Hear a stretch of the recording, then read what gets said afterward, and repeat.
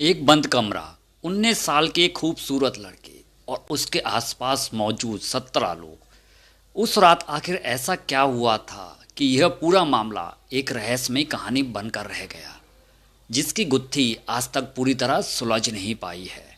और दोस्तों, इस केस में सबसे हैरान कर देने वाली बात तो तब सामने आती है जब जांच के दौरान दावा किया जाता है कि लड़की के अंदर जो दिल धड़क रहा है वो उसका है ही नहीं।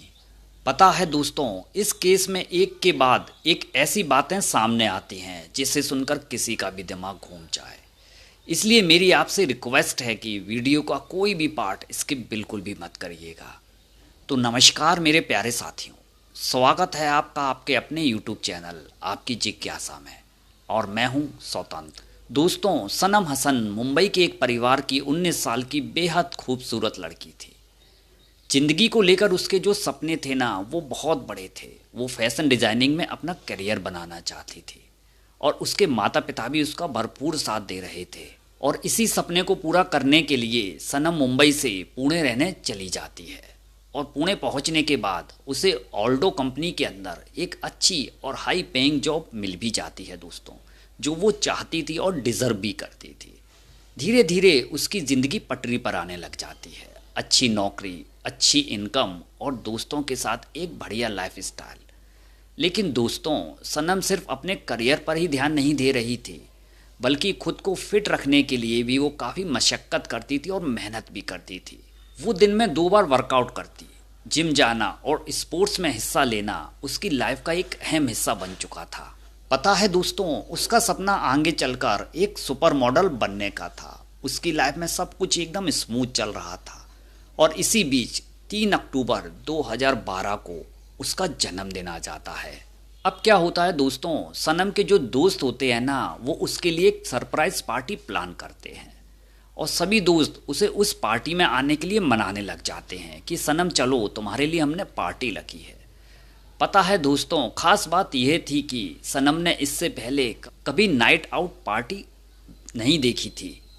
उसने अपने माता पिता से बात की और माता पिता को भी लगा कि चलो बेटी अब बड़ी हो चुकी है, अच्छी नौकरी कर रही है, तो उसे दोस्तों के साथ थोड़ा एंजॉय कर देना चाहिए और उसको आज़ादी दे देनी चाहिए थोड़ी सी। सनम के पापा ने भी उससे कहा कि बेटा जन्मदिन है, दोस्तों के साथ जाओ और एंजॉय करो।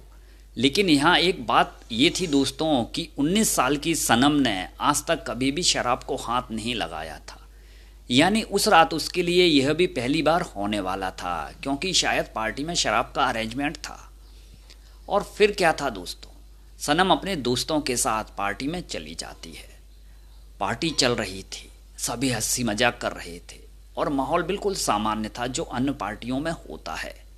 लेकिन किसी को क्या पता था कि अगली सुबह यह पार्टी एक ऐसे रहस्य में बदलने वाली है जिसका जवाब सालों बाद भी नहीं मिल पाएगा। अब क्या होता है दोस्तों कि अगले दिन उसके परिवार के पास एक फ़ोन कॉल आता है, मतलब सनम के घर वालों के पास।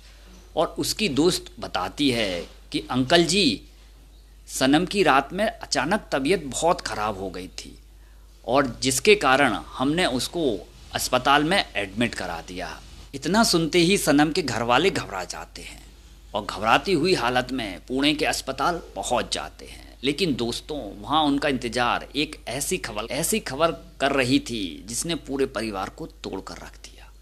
डॉक्टरों ने बताया कि सनम अब इस दुनिया में नहीं रही है, मतलब उसकी मौत हो चुकी है।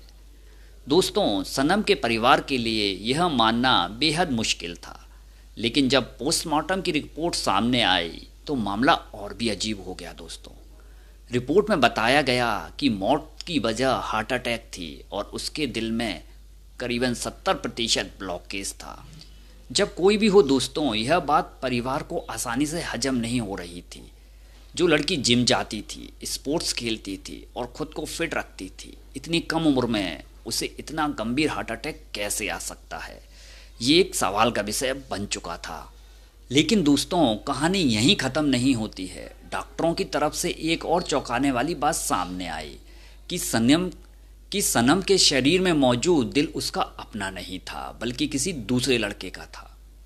अब आप खुद सोचिए दोस्तों, एक 19 साल की लड़की अस्पताल पहुंचती है और जांच के बाद उसके शरीर में किसी दूसरे इंसान का दिल होने की बात सामने आती है। आखिर ऐसा कैसे हो सकता है, ये तो आप भी समझ सकते हैं। पता है दोस्तों फिर क्या होता है, जो सनम के माता पिता होते हैं ना, वो इसे सामान्य मौत मानने से एकदम साफ साफ इनकार कर देते हैं। उन्होंने इंसाफ की मांग शुरू की और मामला महाराष्ट्र की सीआईडी तक पहुंच गया। लेकिन सीआईडी भी इस रहस्य को सुलझा नहीं पाई, क्योंकि बहुत ज़्यादा पेचीदा केस था ये। धीरे धीरे समय बीतता गया दोस्तों, और फिर 2 साल गुजर गए धीरे धीरे, और 2014 में यह मामला सीबीआई तक पहुंच जाता है। और कोर्ट के आदेश के बाद सनम की कब्र दोबारा खोली जाती है और उसकी बॉडी निकाल कर फिर से जांच की जाती है। सोचिए दोस्तों आप, कितना पेचीदा केस था ये। अब क्या होता है दोस्तों, इस बार जांच हैदराबाद की फॉरेंसिक टीम करती है। पहले जहां दावा किया जाता था कि दिल किसी लड़के का है, वहीं दूसरी जांच में यह बात सामने आई कि दिल किसी लड़के का नहीं बल्कि तकरीबन 50 से 60 साल की महिला का था। दोस्तों अब केस पहले से भी ज़्यादा उलझ चुका था। सीबीआई ने उन 17 लोगों को दोबारा जांच के दायरे में लिया जो पार्टी में उस दिन मौजूद थे, और उनके परिवार, दोस्त, कॉलेज और काम तक की जानकारी खंगाली गई। लेकिन कोई ऐसा ठोस सबूत नहीं मिला जिससे यह साबित हो सके कि उन लोगों में से किसी का सनम की मौत से सीधा संबंध जुड़ा हुआ है। और इसी बीच सनम की एक दोस्त ने उस रात की कहानी बताई जिस रात सनम की तबीयत बिगड़ी थी। उसने बताया कि पार्टी के दौरान सनम ने काफ़ी शराब पी ली थी और उसके बाद उसकी तबीयत बिगड़ने लग जाती है। उसे उल्टी हुई, सिर में दर्द हुआ। इसके बाद उसका जो दोस्त था एक मनीष नाम का, उसे कमरे में ले जाकर छोड़ने के लिए चला जाता है कि चलो मैं तुम्हें छोड़ आता हूँ सनम, और वहाँ छोड़कर उसको वापस वो पार्टी में आ जाता है। लेकिन दोस्तों जांच के दौरान पता चला कि मनीष को सनम पर क्रश था, मतलब मनीष उसको चाहता था। ऐसे में सीबीआई को शक हुआ कि कहीं नशे की हालत में मनीष ने उसका फ़ायदा तो नहीं उठाया। हालांकि उसके खिलाफ भी कोई ऐसा पक्का सबूत नहीं मिला जिसके आधार पर आरोप साबित किया जा सकता था। और तभी केस में एक और बड़ा ट्विस्ट आता है दोस्तों। अब क्या होता है दोस्तों, जो सीबीआई होती है ना, उसको पता चलता है कि जिस दिन सनम का पोस्टमार्टम हुआ था उसी दिन उसी अस्पताल में एक पुरुष की बॉडी भी पोस्टमार्टम के लिए आई हुई थी।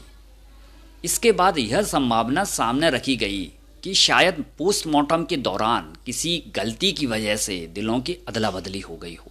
लेकिन दोस्तों सवाल फिर भी वहीं रह गया, अगर ऐसा हुआ था तो सनम की मौत के पीछे की असली वजह क्या थी। आज भी इस कहानी में कई सवाल ऐसे हैं जिनका कोई पक्का जवाब नहीं मिला। कुछ दावे ऐसे हैं जिनके आधार पर यह शक जताया गया कि पार्टी के बाद सनम के साथ कुछ गलत हुआ होगा और अस्पताल में पैसों के दम पर रिपोर्ट बदलने या मामले को दबाने की कोशिश की गई होगी। लेकिन इन बातों को साबित करने वाला कोई निर्णायक सबूत सामने नहीं आया है दोस्तों, और शायद यही वजह है कि सनम हसन का मामला आज भी एक रहस्यमयी गुत्थी बना हुआ है, जिसमें 17 लोगों से पूछताछ हुई, कई एंगल से जांच हुई, लेकिन आखिर उस रात बंद कमरे के अंदर क्या हुआ था इसका पूरा सच सामने नहीं आ पाया है। अब दोस्तों आपको क्या लगता है, क्या यह सिर्फ एक मेडिकल गलती थी, कोई बड़ी साजिश थी, या फिर उस रात की कहानी में अब भी कोई ऐसा राज छिपा है जो कभी सामने आया ही नहीं? आपकी राय कमेंट बॉक्स में ज़रूर बताइएगा दोस्तों। और अगर आप वीडियो पर पहली बार आए हैं तो वीडियो को लाइक, शेयर और चैनल को सब्सक्राइब करना ना भूलें।